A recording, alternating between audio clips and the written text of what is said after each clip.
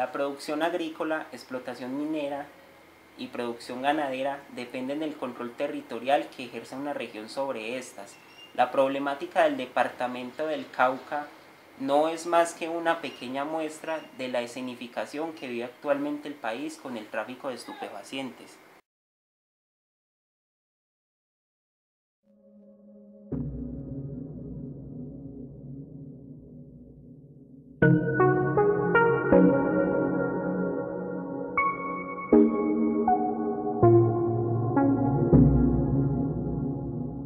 ¿Qué es lo que está pasando actualmente en el departamento del Cauca? ¿Por qué los indígenas Nasa expulsan de sus tierras a los militares a punta de palo? ¿Qué hacen los actores armados en tierras indígenas?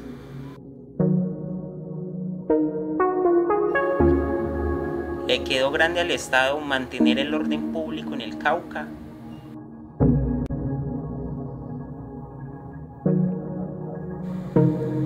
¿Por qué no se erradican los cultivos ilícitos en los resguardos indígenas?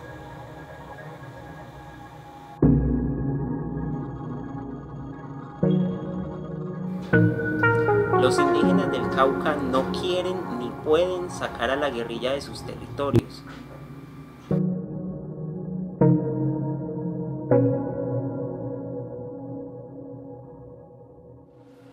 Estamos con el doctor Carlos Mario Orozco, director ejecutivo de la Federación Nacional de Organizaciones de Víctimas. Doctor, ¿cuál es el análisis que hace de la compleja situación que existe en el departamento del Cauca? Que aparentemente la mano del Estado no ha sido suficiente para atender la problemática que viven las personas que allí habitan, que en su mayoría son comunidades indígenas como la NASA, que son supremamente, beligerantes en su accionar social, porque ellos han tenido una lucha histórica por los territorios y por todo lo que allí existe para su subsistencia. Con los años, el Cauca se convirtió en una zona supremamente atractiva para cultivar la hoja de coca, un cultivo que en principio no se tenía como un cultivo de uso ilícito, era un cultivo de uso lícito, que inclusive los mismos indígenas la utilizan para algunos de sus medicamentos ancestrales. Empezaron a llegar allí, digamos, la presencia de actores armados, especialmente de guerrillas y de paramilitares, pero también la presencia de la fuerza pública, que es como el triángulo, de alguna manera, el triángulo del conflicto armado. Y en medio de esa triangulación encontramos que las comunidades indígenas se estaban viendo envueltas en este conflicto, no las estaban excluyendo como lo indica el derecho internacional humanitario, que tanto la misión médica como los grupos religiosos y la sociedad civil debe estar al margen del conflicto armado, y fueron siendo involucrados de alguna manera por tener a su cargo los cultivos. Las consecuencias del conflicto armado no distinguen entre soldados y civiles.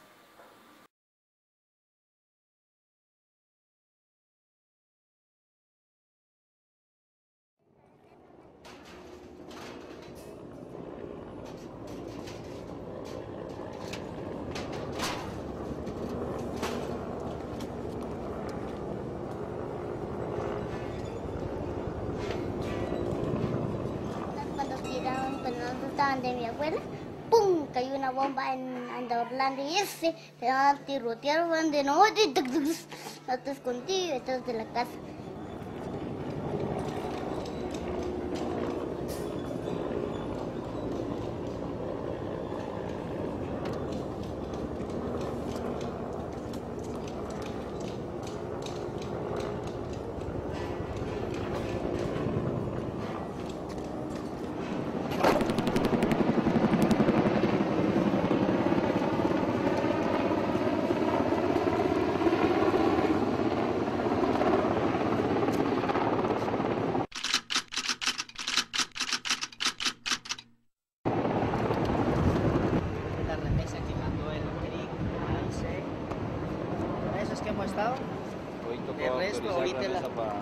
La primera ayuda que llega hoy es de la Cruz Roja.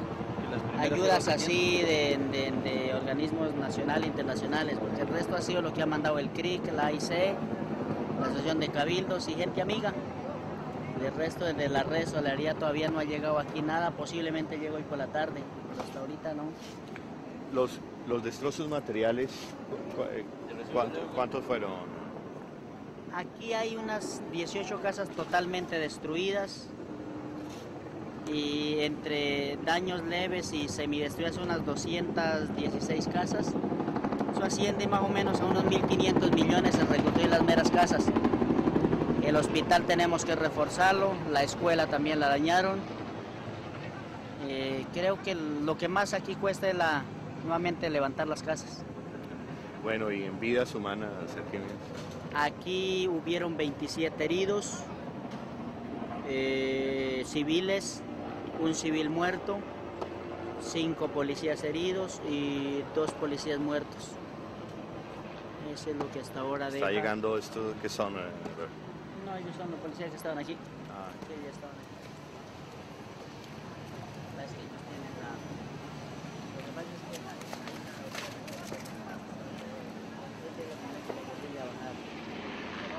y es que hay francotiradores que los cogen, pues, están ahí, si están quietos no para que les dan. Entonces, de todas maneras la situación no está en total calma. Va, caballito blanco, sácame de aquí, llévame mi pueblo, donde yo nací, tengo, tú no tienes nada, tengo 3 ovejas en una cabana, una me da leche y otra me da lana.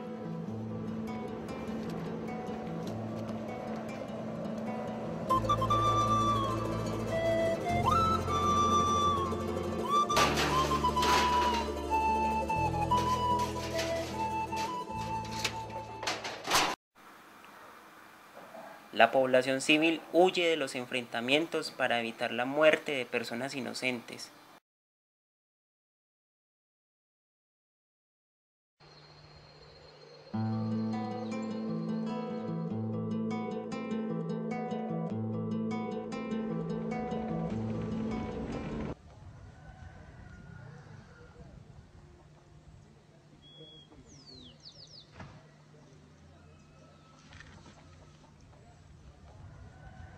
Sí, aquí ya no hay nadie.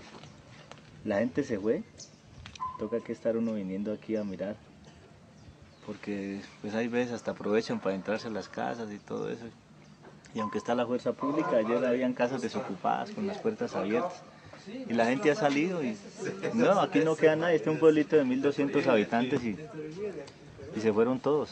Tenemos gente en todos los sitios de concentración, niños enfermos, abuelos.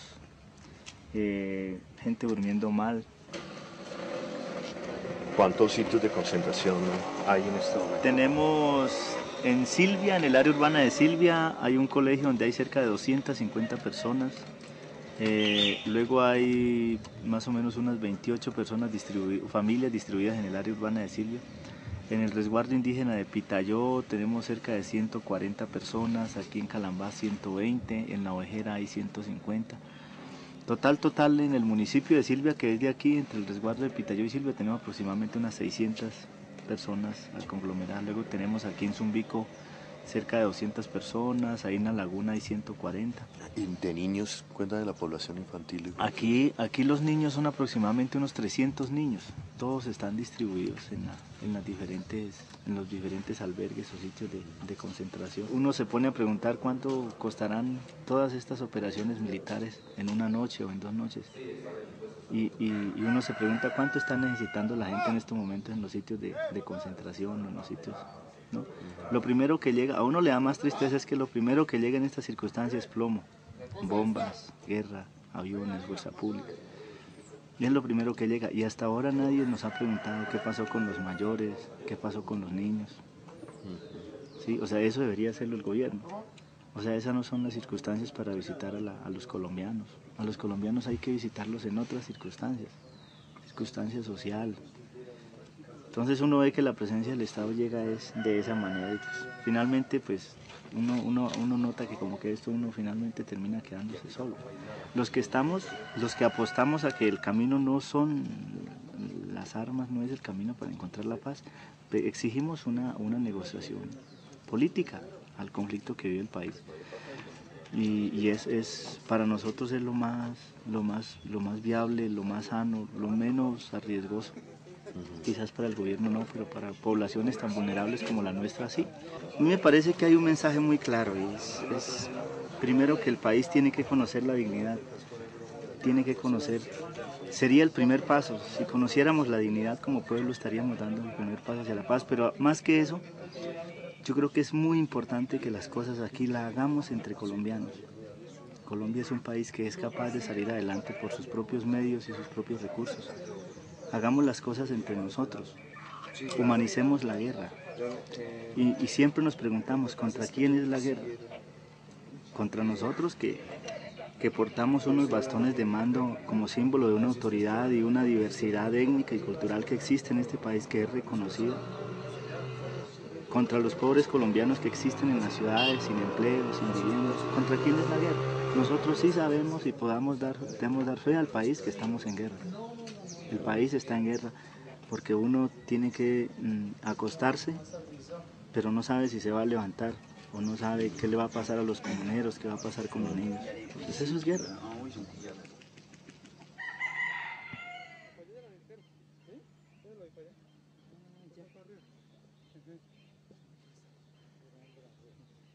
Estos son explosiones que hizo la misma policía de los cilindros que quedaron sin explotar. Esto no es nada para lo que le falta ver, amigo. Hay que ver muchas cosas más peores. ¿En dónde? De aquí para arriba, como son las viviendas, como son. Vamos a ver. Por favor, este joven que no coja eso porque van y lo coge la policía o algo y le cogen las huellas suyas de ahí. Por favor, no toquen nada de lo que hay porque eso lo puede comprometer, amigo. Perdone, pero usted sabe que nosotros tenemos mucha malicia ya. La población civil trata de sobrevivir en medio de estos conflictos y a veces se ven obligados a ayudar a un bando o a otro, lo cual los hace cómplices de una guerra en contra de su voluntad. Y ahorita de mañana fue que me vine a dar vuelta a los animalitos, porque de pronto están con hambre, vine a darles de comer. Pero los perritos era que estaban cuidando la casa. ¿Y si tienen para comer? Pues no, pues yo hasta ahorita no me provoca nada, porque pues, ¿qué voy a hacer yo solo? Quería tener por ahí una tranquilidad, más vale ir a vivir en una parte donde sea más tranquila. La mayorcita tiene 14 años, la otra tiene 12 y la otra tiene 7 añitos y el ultimito que tiene 3 añitos. El niño, más sufriera por mi niño, que no le fuera a pasar nada. ¿Cuándo el otro trataron viviendo? ¿Cuándo el otro trataron Pues ayer cuando habían llegado aquí, diciendo, porque vieron esa fogata, nosotros solo hicimos prender eso para que el helicóptero no nos fuera a... ¿Eso lo hicieron ustedes? Sí, nosotros mismos lo hicimos. Y ellos llegaron diciendo que no, que aquí han estado los guerrilleros soplando candela, calentándose, y aquí han estado disparando para allá. Y eso no fue así, porque los guerrilleros han estado por allá arriba. ¿Y lo amenazaron? Pues amenazarme, no, sino que nos trataron así, y eso a uno le daña la moral a uno. Hay un retraso total en el tema social, en la inversión social. Las comunidades indígenas son muy complicadas porque tienen sus propias culturas y hay que respetarlas, pero el Estado colombiano tiene que velar por su seguridad y uno de esos es la presencia del ejército en esta zona. Entonces esto ha creado que el conflicto principal en el Cauca se centre solo en los cultivos de uso ilícito, como es el tema de la coca. De ahí a que eso ha generado un conflicto social y un conflicto armado que confluyeron todos en un mismo territorio, y eso es lo que hoy permite ver que es una de las zonas más violentas del país por este fenómeno.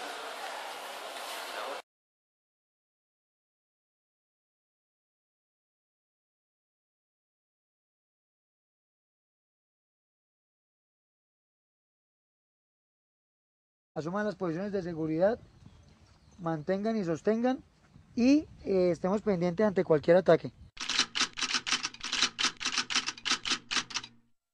De todas maneras ya ocupamos el área rural y montañosa y no la vamos a entregar. Ahí debemos mantenerla y debemos custodiar el pueblo para que la gente pueda ingresar. 458. ¿Cómo está la situación en este momento, capitán? En este momento está tranquila. después de toda la noche que tuvimos de ataque, que fue antenoche. Ayer mantuvimos el control, hicimos registros de toda el área, de toda la zona rural, de toda la parte montañosa, y en este momento le podemos dar la tranquilidad para que la población retorne nuevamente a sus viviendas. Como ustedes se pueden dar cuenta, en este momento estamos en un sector rural y montañoso, en la parte alta, más alta, tenemos gente nuestra ubicada allí también, entonces estamos garantizando para que la población retorne nuevamente a Jambaló.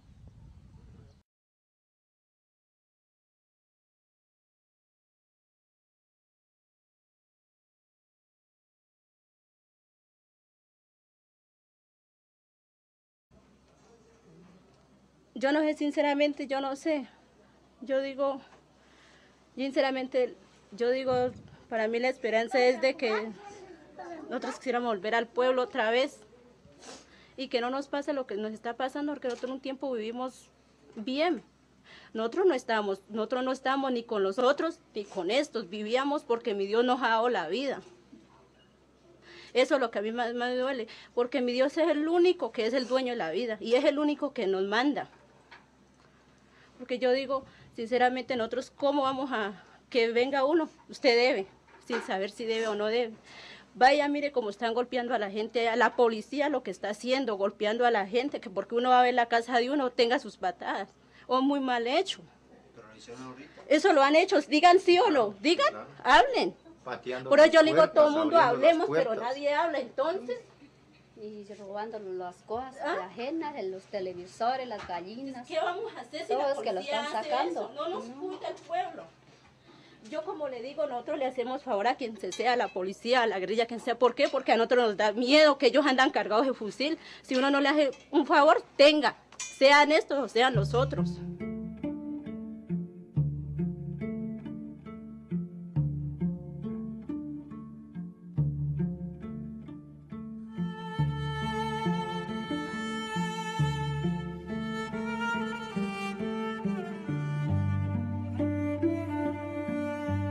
Cuando doña Leticia Yule y su familia se encontraban atendiendo su almacén, sintieron que era el fin del mundo.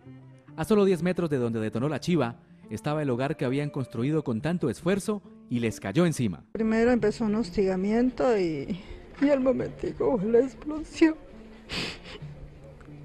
Y nosotros nos refugiamos en la cocina. Es algo terrible. Esto no lo deberían de hacer nunca. Cristian López se encontraba en su negocio y de repente sintió que del cielo caían bombas y balas. Hoy no entiende cómo la guerra acabó con su trabajo y dejó herido a un empleado suyo. Cuando salió, pues no, todo el mundo corrió por su cuenta salvando su vida, ¿no? Y me vengo a enterar horas más tarde que un impacto de bala le dio en el estómago. El domingo 19 de agosto del 2012, en el programa de especiales Pirri, titulado Los nazas sacrificados entre el ejército y las FARC, se describe la problemática del departamento del Cauca y los recientes hechos. La vereda de crucero El Rosario, en el resguardo de la laguna Siberia, es un oasis de tranquilidad en medio de la espiral de violencia que asola el Cauca.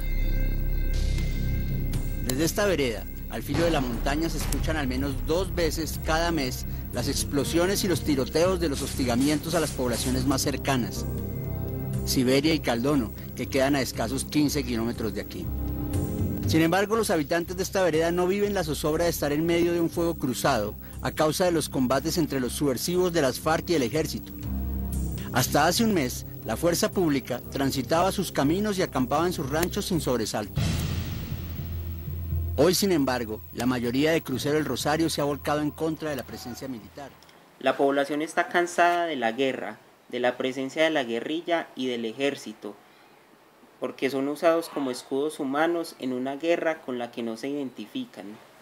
Somos una de las comunidades que pensamos que ningún grupo armado reportaje que realiza el a diario nosotros El nos País beneficia asegura para que los nada. soldados fueron Entonces nosotros desalojados. somos ¿Será apáticos, cierto ni que los siquiera la fuerza, indígenas ni con la fuerza expulsaron pública nos cruelmente sentimos de sus protegidos territorios? porque nosotros las comunidades siempre nos hemos aprendido a defender solos y Y cuando ellos vienen siempre es para formar el desorden, o antes para ponernos en más constante peligro. En 2011, el mes de julio de este año fue explosivo para el norte del Cauca. Detrás de esta montaña que domina la vista desde el costado norte de la vereda del crucero El Rosario se halla Toribío, quizás la población caucana que ha sufrido la mayor cantidad de ataques guerrilleros durante los últimos 10 años, y donde se produjo el detonante para una situación que ya estaba a punto de estallar.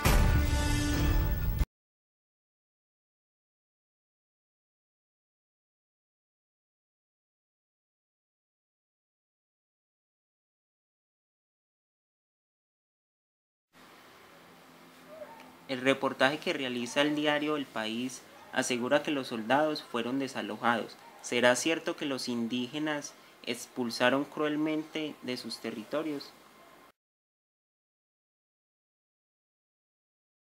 Nosotros no podemos actuar de ninguna manera en contra de la población civil, así nos estrujen, así nos golpeen, así nos hagan nosotros.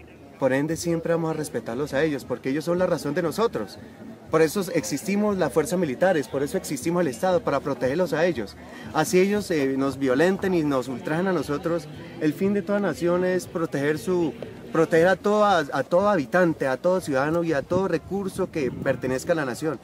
Continuaré aquí en esta área, cumpliendo el mandato que me fue designado por el Estado colombiano, por la nación colombiana, haciendo mi trabajo de la mejor manera y con mis mejores soldados, los cuales están dispuestos a seguirme, a obedecer mis órdenes y a obedecer a Colombia. Hemos tenido conversación con los altos mandos que están aquí, les hemos explicado la situación y que no caigamos en un ejercicio de confrontación porque no le conviene a nadie en este momento. Quedan 150 guardias de manera permanente ahí en el Alto Berlín. Pero esto es una decisión contra todo grupo armado, legal o ilegal, y terminada aquí, armonizado este sitio, nos caminaremos las otras regiones para seguir haciendo este ejercicio. Ellos son gente de Estado y vienen armados, y así por eso es que los enemigos a ellos te buscan y los conflictos siguen, entonces nosotros necesitamos tener paz acá en medio de la comunidad, medio de civiles, porque aquí hay sufrimiento para nosotros y para los niños. Y creo que estos son territorios ancestrales, sagrados, que pertenecen a nuestras comunidades, y eso hace que la autonomía de nosotros como pueblos indígenas pues prevalezca de ellos, y obviamente no es una humillación, creo que es más bien una cosa digna y que fue un desalojo de diálogo. El mismo ejército nos ha matado, la guerrilla ha hecho lo mismo, ahorita no necesitamos ningún grupo armado, dice que nos defienden, que la guerrilla nos defiende, que es el ejército del pueblo, pero ninguno son, mejor dicho, ni el ejército. En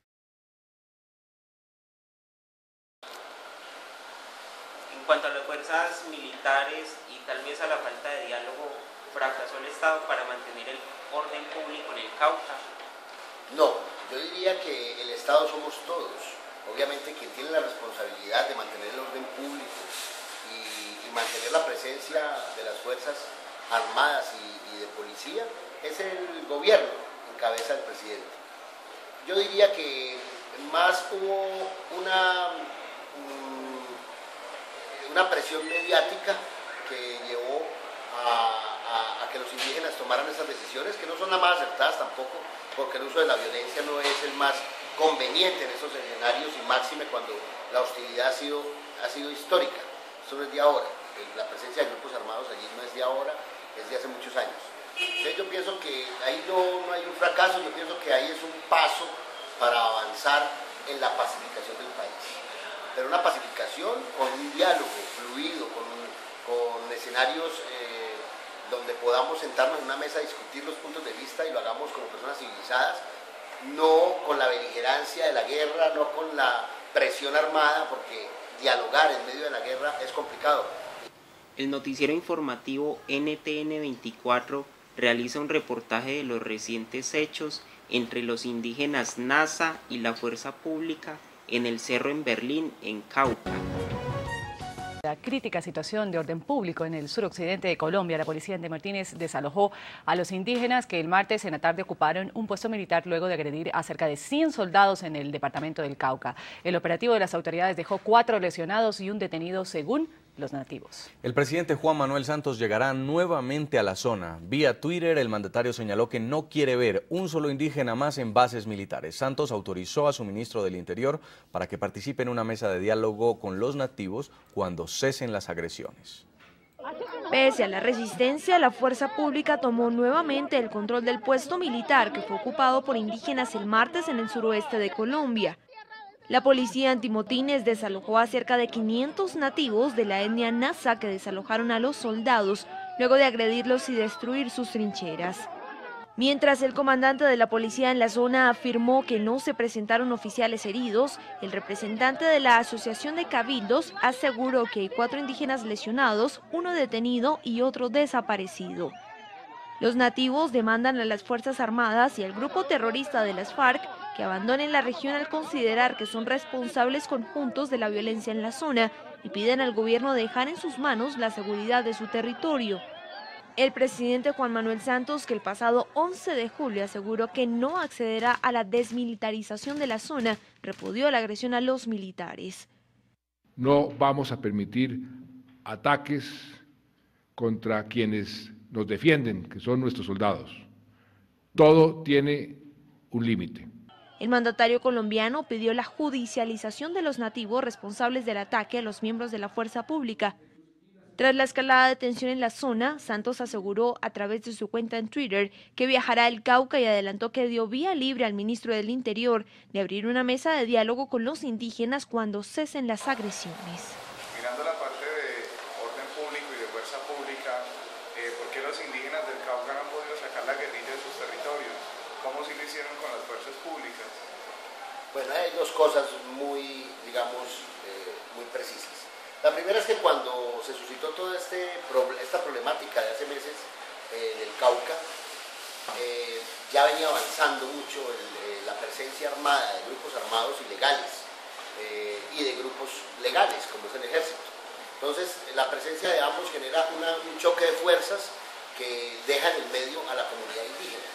Ese choque de fuerzas nos tiene que invitar entonces a que haya una actitud de choque por parte de la comunidad.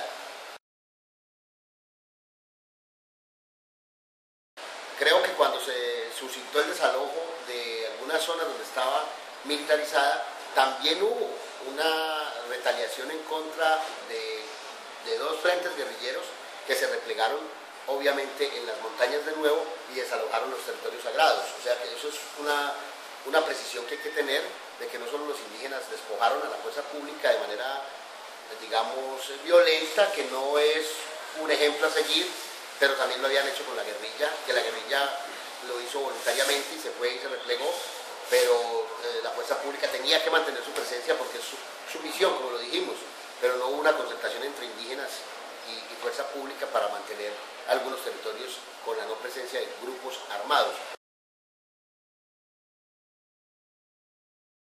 Ese conflicto entre fuerza pública, indígenas y guerrilla que se presentó en meses pasados, pienso que le dio la posibilidad de que se avanzara mucho más rápido en una mesa de negociación con la insurgencia colombiana, especialmente con las FARC-EP, y poder avanzar en un proceso de paz que nos permita finalmente desalojar los territorios sagrados y darle las garantías de libertad, de derecho a la vida, la integridad de estos colombianos y colombianas, como son los indígenas que también hacen parte de este contexto.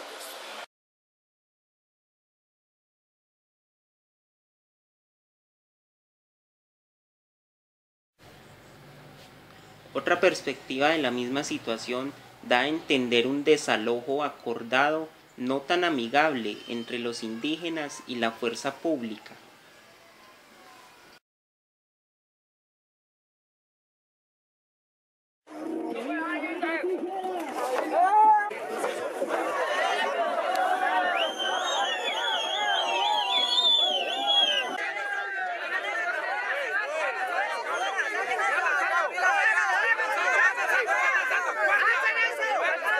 ¿Qué digo, hermano? ¿Qué digo? ¡Hacen eso, guardia!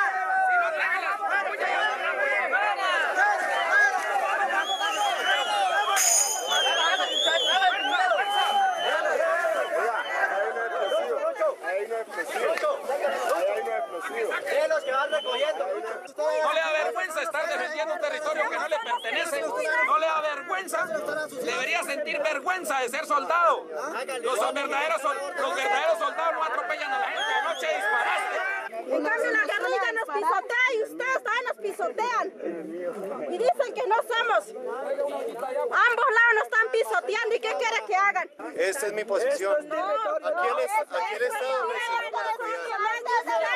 Esto es tierra de nosotros. Si nos vienen estropeando, haciendo injusticia a nuestros hijos, a nuestros maridos.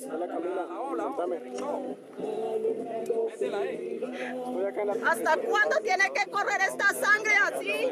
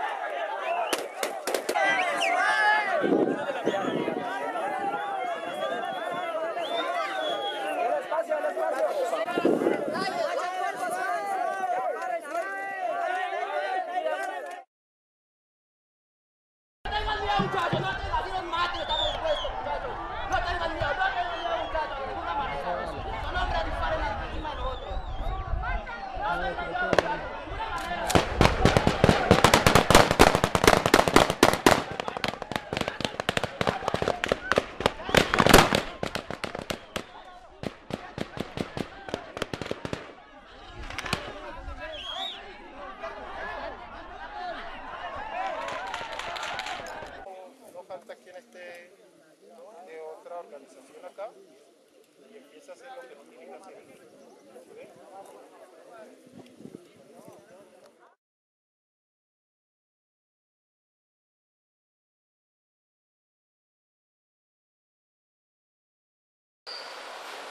Según el punto de vista suyo desde mediador de paz y desde una persona que ayuda a la organización de víctimas, ¿qué solución le daría a usted como tal, desde su punto de vista, desde su perspectiva, qué solución le daría a este conflicto? Porque está afectando, ¿usted cómo lo arreglaría, por decirlo así? Yo propondría tres escenarios. El primero, la mesa de diálogo con cese el fuego bilateral. El segundo, una reforma agraria profunda que permita entonces quitar los discursos digamos ideológicos y políticos que la guerrilla ha mantenido históricamente, y es que el campo en Colombia, la explotación minera, digamos la fuga de recursos naturales hacia afuera, no se siga, y que sea Colombia quien los aproveche, los usufructe y los procese. La industrialización del campo, eso habría que tenerlo en cuenta en dos ámbitos, en la parte agrícola y en la parte de explotación minera. Y un tercer elemento es que se revierta un poquito la inversión social, no tanto en la zona urbana, sino mirar ya hacia la zona rural. En conclusión, los medios de comunicación presentan la información del conflicto de una manera sesgada, ya que estos solo nos muestran lo que nos quieren hacer interpretar. Todos los reportes presentados aquí coinciden en que la población civil está siendo perjudicada por un conflicto del cual ya se están cansando y quieren ejercer autoridad sobre los territorios que les pertenecen sin presión de ningún actor armado.